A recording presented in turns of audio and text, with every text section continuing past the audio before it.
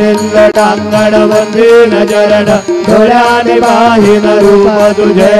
प्रेमे अलिंगिन अनन्य पूजिन भावे वाळीन म्हणे नाम त्वमेव माता च पिता त्वमेव त्वमेव बंधुश्च सखा त्वमेव त्वमेव विद्या द्रविणं त्वमेव त्वमेव गर्भं मम देव देव कायेन वाचा मनसेन्द्रियेण वा बुद्ध्यात्मना वा प्रकृतिस्वभाव करोमि अद्य सकलं परस्मै नारायणायति समर्पयामि अच्युतं केशवं राम नारायणं कृष्णदामोदरं वासुदेवं हरि श्रीधरं माधवं गोपिका वल्लभं जानकी नायकं रामचन्द्रं भजे हरे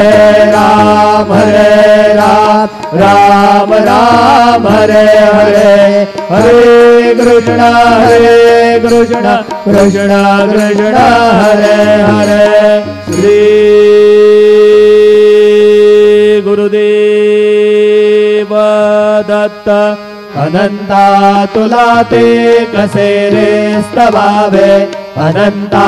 तुला ते कसे रे नमावे अनंता मुखांचा शिणे शेष गाता नमस्कार साष्टांग श्री साईनाथा